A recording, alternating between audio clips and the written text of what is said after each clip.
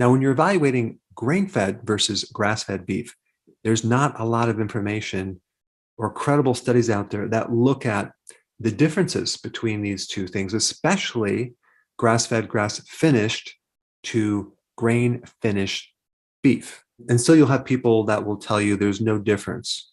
They're both the same, so go ahead and get whatever's cheaper. But that advice is purely based on there's no studies that show the difference until now. There's a fascinating research project in place right now that is not 100% done, but there's definitely enough data to conclude that there's a major difference between these two sets of variables. So that's what I want to talk about today. This research project was coordinated and set up by a nonprofit organization called Bionutrient Institute, which I now became a member. I'll put their information down below. It's a great organization that is trying to figure out how do you define nutrient-dense foods, okay? And not just plant-based vegetables, but also beef. So this is a territory that there's not a tremendous amount of information. In fact, if you just take any vegetable like a tomato and you look it up online, what are the nutritional facts, okay?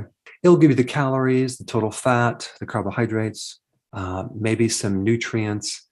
But my question is, when was that data accumulated? What type of soils did they actually grow that tomato in? And was it organic? Was it conventional? There are so many variables. So the problem that this organization is trying to solve is to do the research and the homework necessary to get a wide variety of samples from many different farms. They have 250 different farms that are participating, and they send in their samples. And then all this data is correlated with the soils that it's grown on and the type of vegetable they're using, so that there's a really good transparency to look at the source of where this tomato comes from and the nutrients that are in it, not just vitamins and minerals, but phytonutrients as well. And one of the big projects they started last year was the beef project. And there's some fascinating data. I talked with the scientist that's involved with that, and I learned some very interesting information I want to share with you today.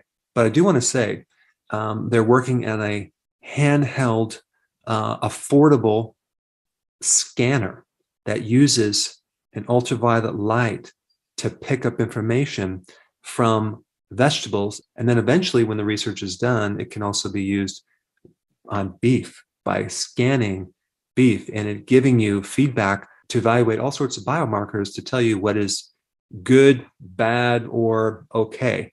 And the handheld scanner that they're using for vegetables right now, just about done. I think everything's going to be done at the end of the year. So it's a really exciting research project that aligns with what I'm into, is promoting nutrient-dense foods. But first you have to do the research to determine what nutrient density is. And then that takes a lot of time and money. But that gives you a little background of what this video is about. So today we're going to talk about the findings from this one study on beef, comparing grass-fed, grass-finished beef, okay, versus grain-finished beef, okay? The difference between the two. Now, the only reason someone would grain-finish an animal is because of the cost. You make more money. It's going to be fattier. It's probably going to taste a little bit different, and you can sell it for a larger profit.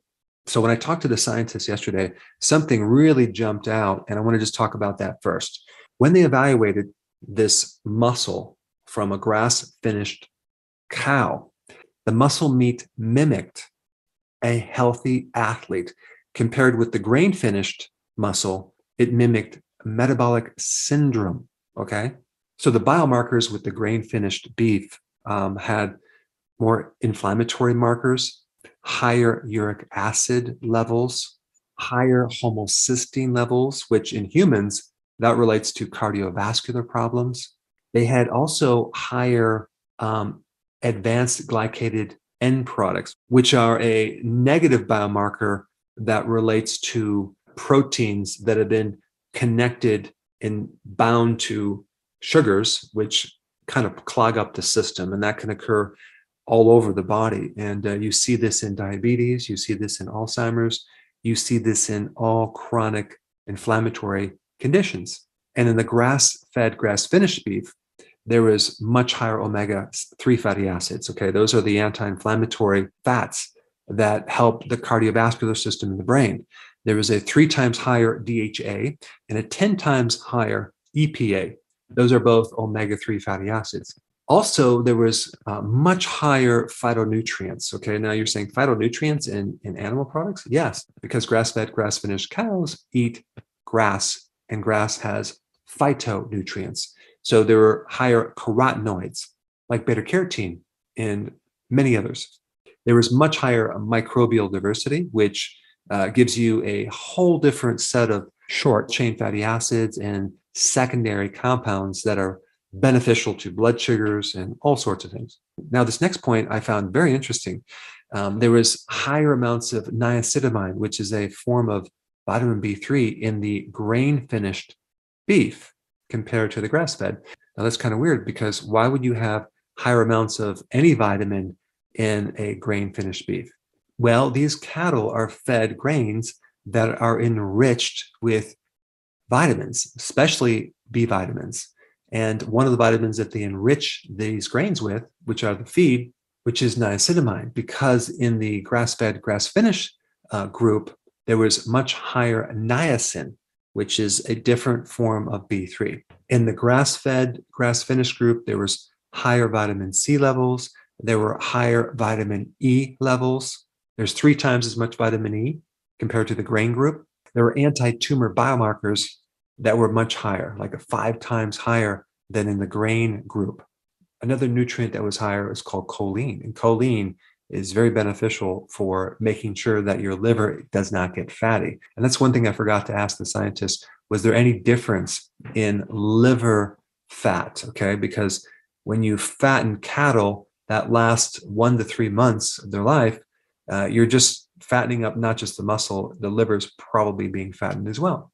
There was higher carnosine, which is a compound that helps fat burning. So hands down, not only were there more nutrients in the grass-fed, grass-finished beef, but we have better metabolic biomarkers, which measures the overall health of that muscle. People think about muscle just as something that helps you move, but there's a huge metabolic factor in your muscles that helps you create energy. And evaluating the muscle tissue as far as the biochemistry and the pathways, you can tell a lot about the overall health of the animal. Now, after this study is done, obviously they need to do the next level study, which is to evaluate if you're consuming a healthier animal product, does that make your body healthier? And that's the question I want to ask you, and you can put this in the comments down below. Would it make a difference to your health if you consume sick animals with metabolic syndrome versus animals that were healthier, that had tissue of a healthy athlete?